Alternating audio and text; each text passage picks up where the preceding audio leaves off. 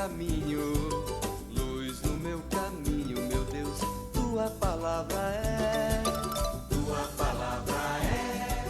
luz no meu caminho, luz no meu caminho, meu Deus, tua palavra está. Boa noite a todos que acompanham com a gente esse nosso momento bíblico. Boa noite, Joaquim. Boa noite. Obrigada, da sua presença aqui com a gente. Boa noite para o César, que fica lá na parte da tecnologia. Boa noite a você, que carinhosamente participa com a gente. Muitos estão mandando mensagens e a gente agradece, porque esse momento não é meu, não é do Joaquim, não é do César. É um momento bíblico da Basílica com todos. Você, na sua casa, com a sua Bíblia, refletindo junto, está fazendo parte desse momento de fé, momento de alegria, momento de aproximação de Deus. E sempre é bom começar esse nosso momento fazendo primeiro o sinal da cruz, em seguida o Joaquim vai nos dar de presente a oração. A música, a melodia é realmente muito gostoso de ouvir. Mas o objetivo tem que ser além da melodia, que a gente possa estar ouvindo a letra como a nossa oração. Lembre-se de pegar a sua Bíblia. Nós estamos no livro de Gálatas e vamos continuar no livro de Gálatas. Vamos começar dizendo, em nome do Pai, nosso Criador, em nome do Filho, nosso Salvador, e do Espírito Santo, nosso orientador, vamos orar, vamos rezar, vamos conversar com Deus com essa música e letra que o Joaquim vai nos dar de presente.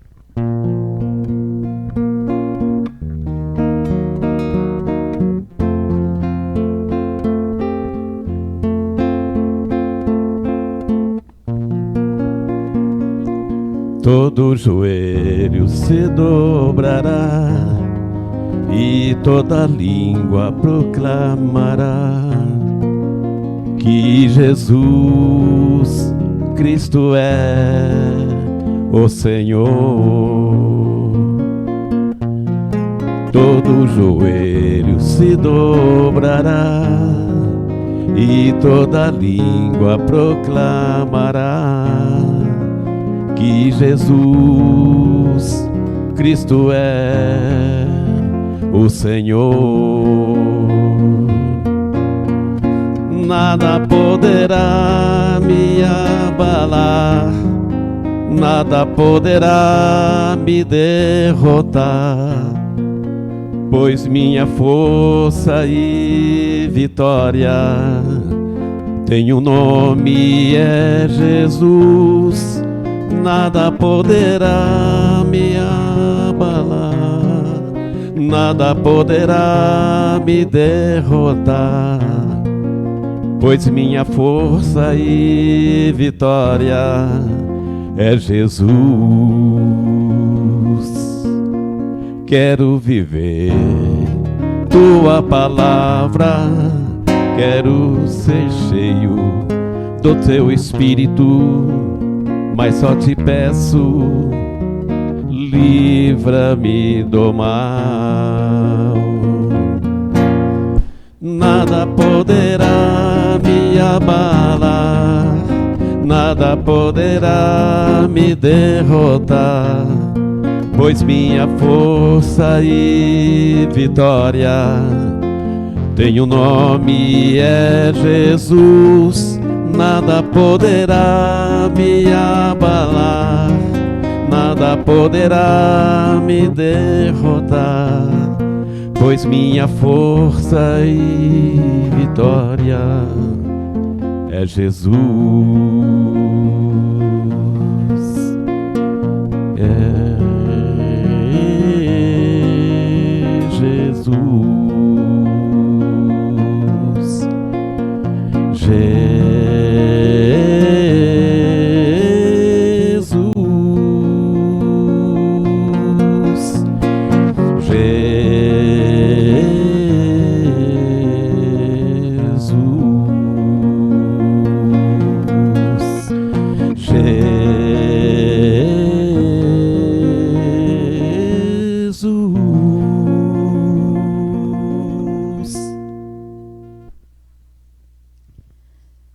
Nós começamos a semana passada a carta de Paulo, apóstolo, São Paulo, aos Gálatas. Muitos estudiosos chegam a afirmar que a carta aos Gálatas é praticamente o evangelho de Paulo, porque o tempo todinho a grande preocupação de Paulo é a fidelidade ao evangelho. Tanto que na Bíblia nossa pastoral, eles colocam uma introdução falando da carta aos Gálatas, como as palavras do Paulo dizendo que é a libertação da escravidão para a vivência da total liberdade. Liberdade de opção. Liberdade de escolha. E fidelidade. Nós temos liberdade, mas que o Espírito Santo sempre ilumine essa nossa liberdade para a nossa opção correta, que a gente não se desvie deste caminho, verdade que garante a vida, Jesus Cristo. Toda a carta de Gálatas gira em torno desta questão da fidelidade àquilo que aprenderam, ouviram e receberam. Como viveram isso? Nós vamos hoje refletir do versículo 11 ao 24. Mas eu queria recordar um pouquinho o versículo 7. Vou só para a gente se pôr de novo dentro da carta, dentro do espírito que Paulo quer nos transmitir. Então, no versículo 7, ele diz assim: na realidade, porém, não existe outro evangelho. Há somente pessoas que estão semeando confusão entre vocês e querem deturpar o evangelho de Cristo. Então, dá para ver qual é o tema principal dessa carta e desse momento da nossa meditação. O que estava acontecendo naquela comunidade? Muita desavença. Estava havendo distorção em relação à palavra que eles aprenderam sobre Jesus Cristo. Não vinha de fora, não. Era dentro da própria comunidade que eles estavam vivendo esse problema de ensinamentos que acabavam escravizando outra vez. Porque Jesus liberta, a fé liberta, o amor liberta. Ele não escraviza de maneira nenhuma. Então, é para a gente ver onde nós vamos meditar. Nós vamos começar no versículo hoje 11, até o 24. Mas, para facilitar, nós vamos ler do 11 ao 16, meditar, refletir, orar, para depois continuar até o 24. Fica mais fácil da gente ler, ouvir com atenção e depois meditar. O que esse texto diz, qual é o contexto da época e o que ele diz para nós no nosso tempo, qual é o pretexto que ele quer para falar com a gente. Então vamos lá, versículo 11. Começa do 11. Irmãos, eu declaro a vocês, o evangelho por mim anunciado não é invenção humana. E além disso, não o recebi e nem aprendi através de um homem, mas por revelação de Jesus Cristo. Certamente vocês ouviram falar do que eu fazia quando estava no judaísmo. Sabem como eu perseguia com violência a igreja de Deus e fazia de tudo para arrasá-la.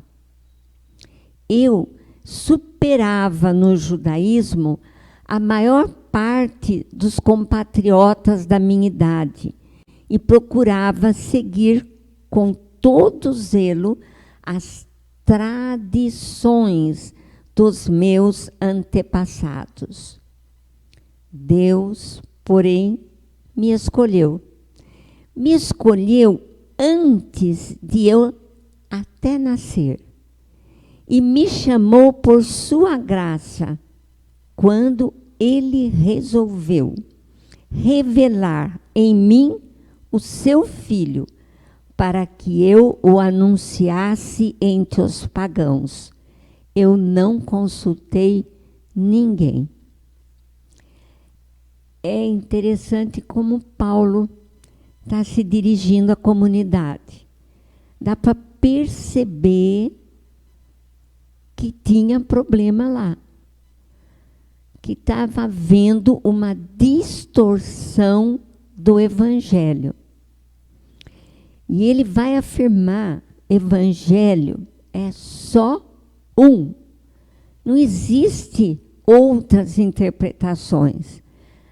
Tanto o evangelho que Paulo vai pregar, como o evangelho que os apóstolos pregaram, é sempre o evangelho que narra a vida de Jesus, narra a morte, narra a ressurreição e explica bem a causa da vida, morte e ressurreição.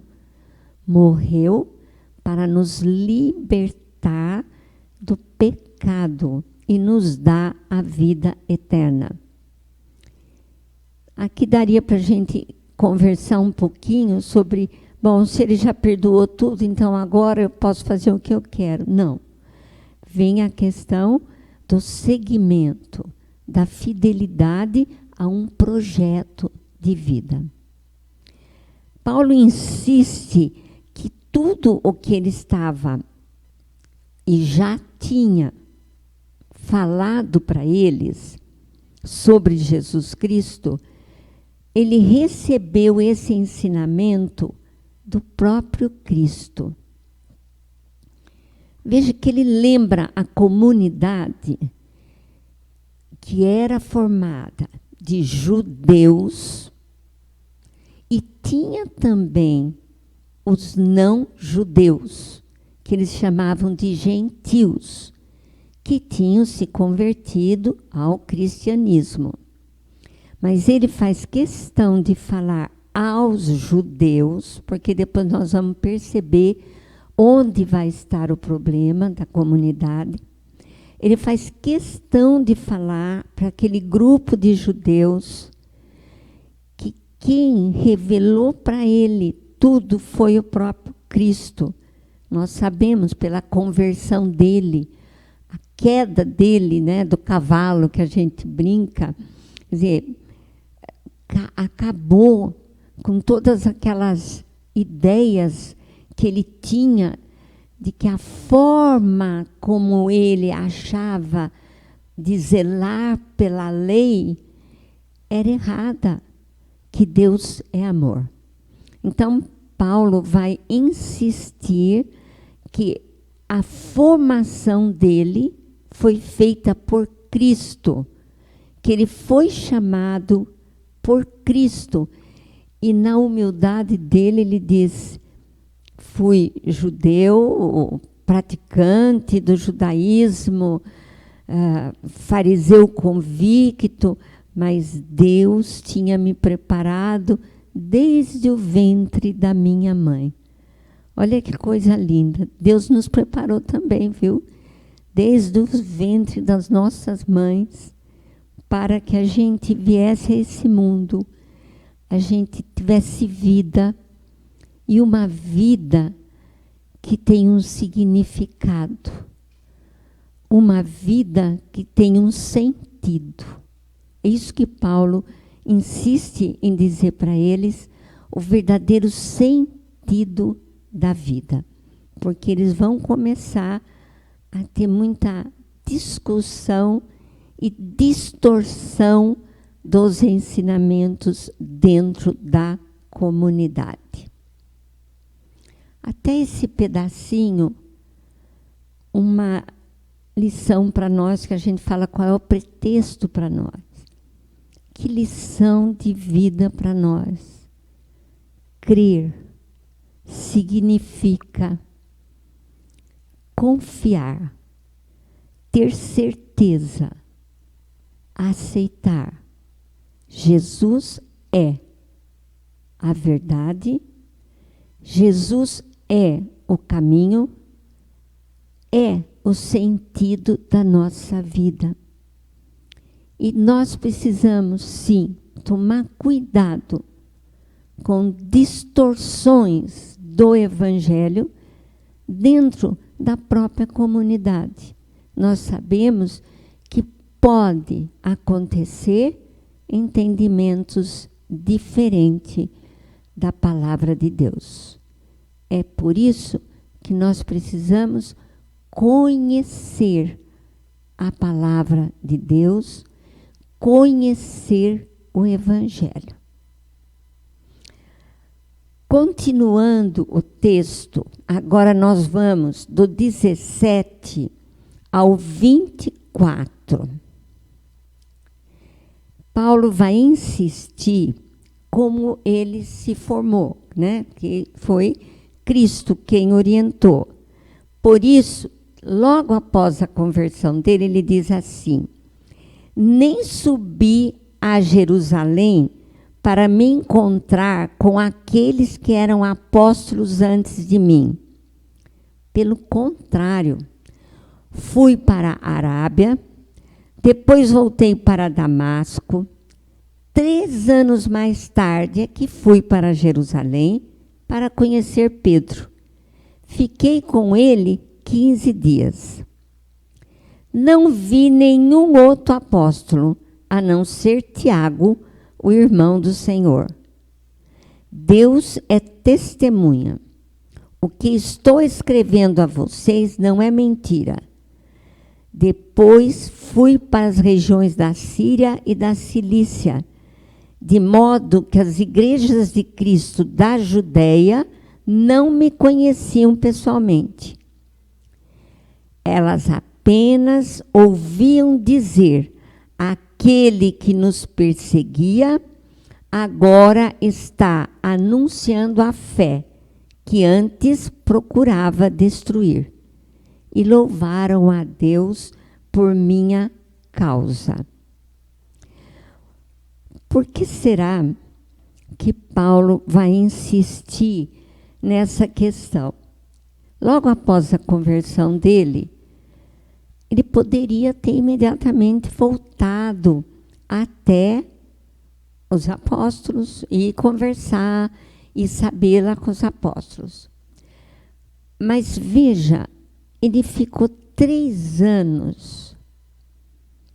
Tudo indica que em profundo recolhimento, em profunda busca do significado de tudo aquilo que estava acontecendo com ele, ouvindo de Jesus todas as transformações que seriam necessárias na vida dele.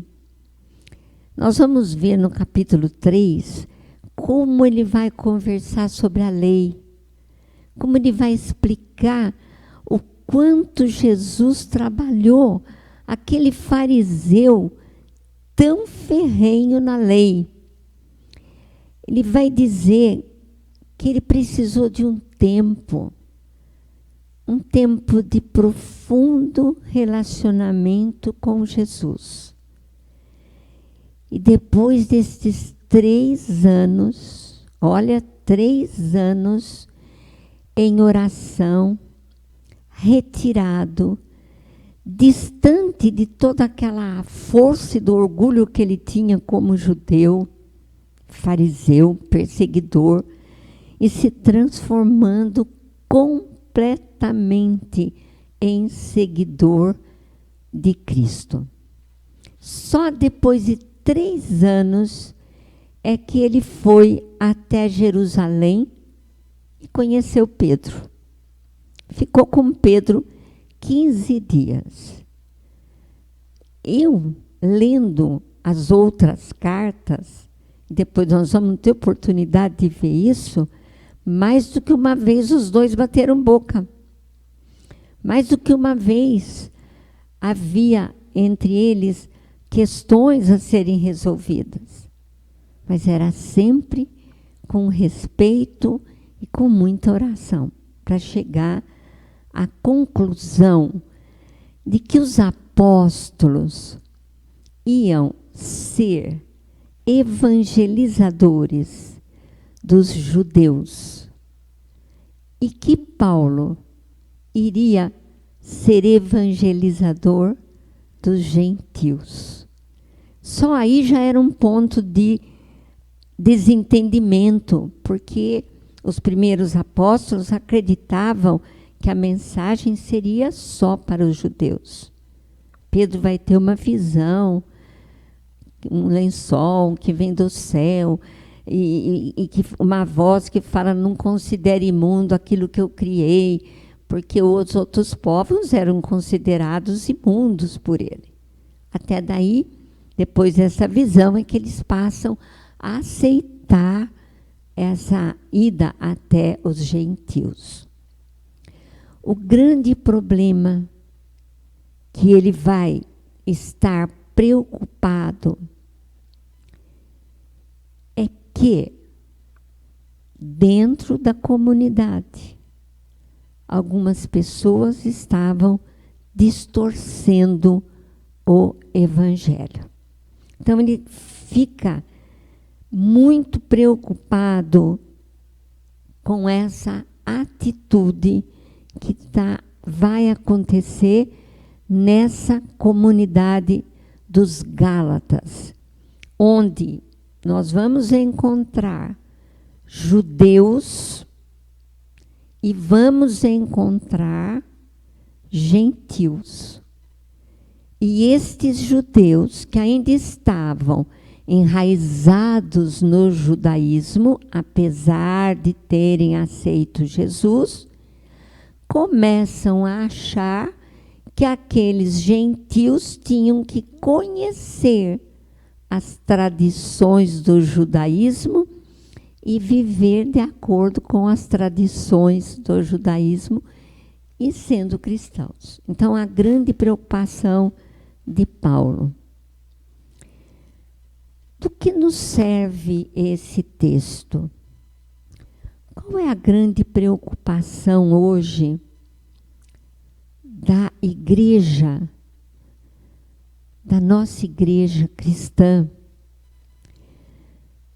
em estarmos vendo tantas inversões de valores e a gente se ajustando, acomodando, aceitando e até dizendo, agora mudou, agora é diferente. É isso que Paulo vai bater. A verdade de Jesus é uma só. Ele viveu. O Evangelho é a vida dele, para nos mostrar o caminho da vida. Ele morreu e ressuscitou. Olha, ressuscitou para nos garantir a ressurreição e nos dizer: a nós é dado morrer uma única vez para depois ressuscitar. Quantos da nossa comunidade podem pensar diferente? Vamos nos aprofundar, conhecer o Evangelho. E é isto que a carta dos Gálatas, a partir do nosso próximo momento bíblico, vai estar mostrando claramente para nós. Que a gente abra o coração e ouça, que Deus ouça a nossa oração. Senhor, que a gente se ponha de joelho diante de vós, em humildade, que a gente se torne fiel à vossa palavra. E se hoje, Pai, nós estamos aqui meditando a vossa palavra, essa carta do vosso amor para nós, que a gente faça com que essa palavra penetre o nosso coração e que a gente ouça com atenção todas as palavras do Evangelho, que são palavras de verdade, palavras que nos garante estar passando por esta vida a caminho de se encontrar e abraçada pelo vosso amor.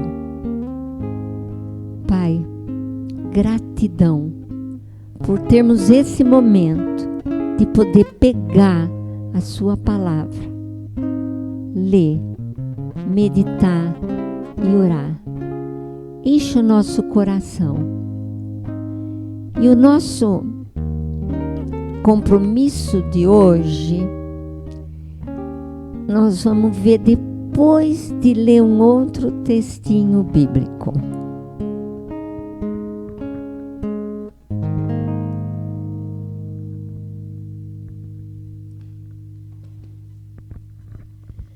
Vamos ver um textinho para nos ajudar a refletir bem essa grandeza de Deus.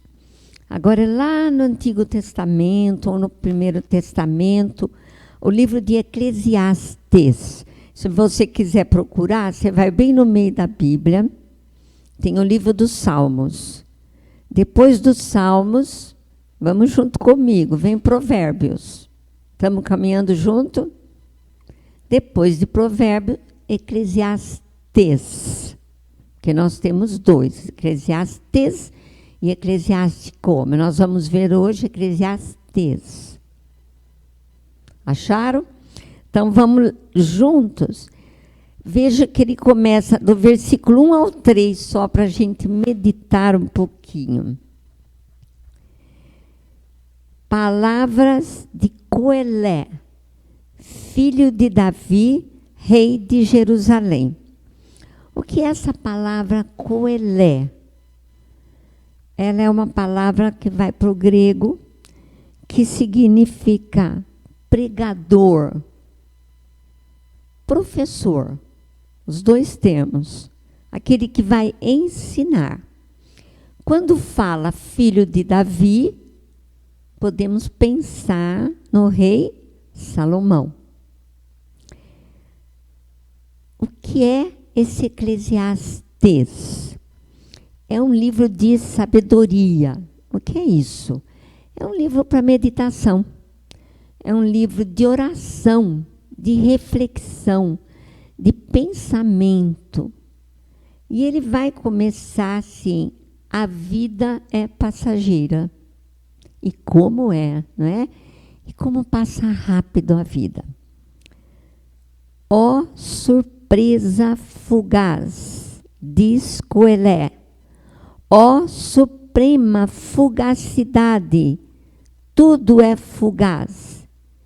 Que proveito tira o homem de todo o trabalho com que se afadiga debaixo do céu?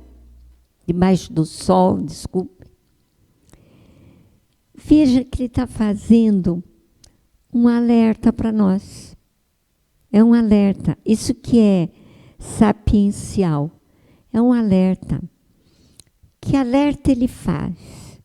Nós ouvimos todo dia a pessoa dizer assim: meu Deus, como o tempo está passando depressa. Meu Deus, como a vida está passando depressa. Nós ouvimos isso todo dia. E aí ele fala que proveito a gente tira de todo o trabalho. Não é que ele não queira que o ser humano trabalhe, mas nós temos que dividir a vida, dividir o tempo da vida. Tempo para trabalhar, tempo para descansar, tempo para amar e louvar a Deus. Tempo para amar o nosso próximo. A vida não pode ser só ocorrer atrás do ter. Ele está dizendo para nós o que Cristo disse a vida toda dele. Viva a vida com um sentido, porque ela passa muito rápida. Vamos meditar. Veja, Paulo, tão preocupado com aquela comunidade de Gálatas, que começa a se desviar do verdadeiro sentido do Evangelho, o verdadeiro sentido da vida. Eclesiastes fala que o muito querer, o muito trabalhar, o muito ter, vai também nos afastar desse projeto de vida. Um projeto que tem que ser calcado em servir, trabalhar, amar e viver o projeto de Deus. Agora vamos ouvir uma oração cantada outra vez.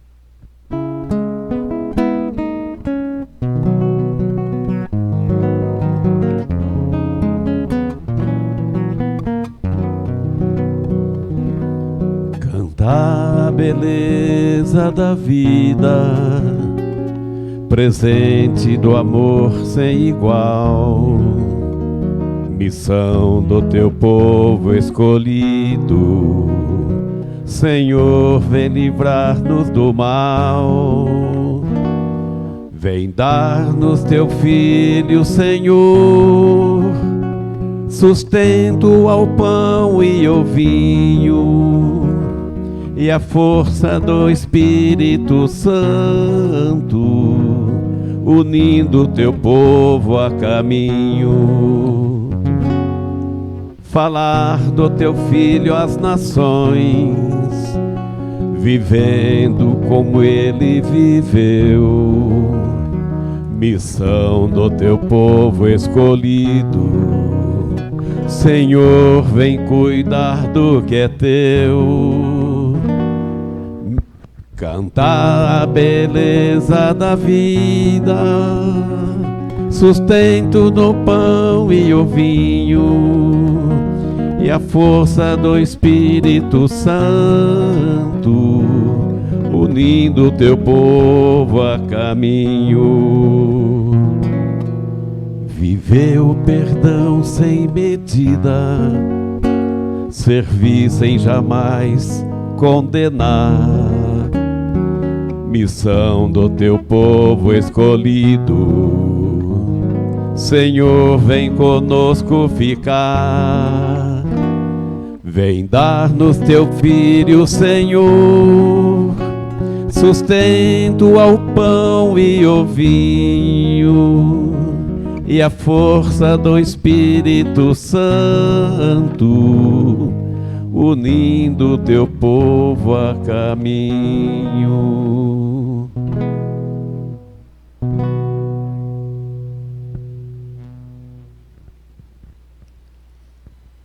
Nosso compromisso é uma meditação. O Evangelho tem transformado a minha vida? Como? Como? É o nosso compromisso dessa semana. O Evangelho tem transformado a minha vida? Como? O que significa esse viver o Evangelho? É o nosso compromisso desta semana. E agora tem a nossa sugestão da semana. Que vocês procurem seguir essa sugestão, acompanhar aquilo que a gente diz assim, olha, segue os passos da leitura orante. A gente sempre sugere um texto. Nessa sugestão do texto, é uma liberdade que a gente está tomando para tentar ajudar. Agora a gente diz, às vezes você mesmo pode fazer aquilo que você quer, um texto que você quer. Pega o texto inteiro.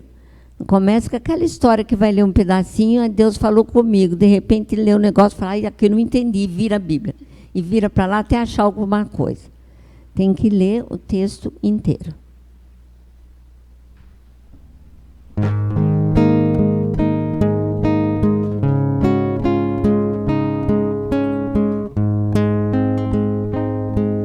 Meu Deus, é bom pra mim,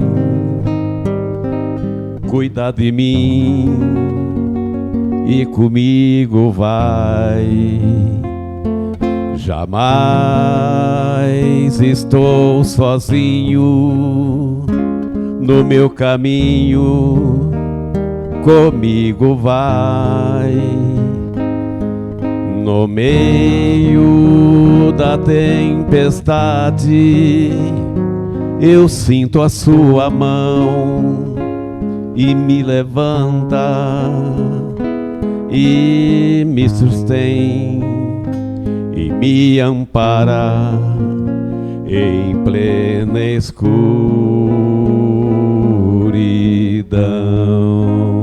Vou pela vida a cantar seu grande amor, anunciar a toda gente. Vou dizer que este amor todos devem ter, grande amor, sublime amor, o amor de meu Deus. Olhando no horizonte, atrás dos montes, eu vejo o sol nascer. Olhando o azul do céu, vejo as estrelas e sinto o seu poder. O riso descontraído de uma criança, quanta beleza traz. Por isso eu canto, enxugo o pranto, meu Deus sabe o que faz. Vou pela vida a cantar seu grande amor, anunciar a toda a gente. Vou dizer que este amor todos devem ter, grande amor, sublime amor, o amor de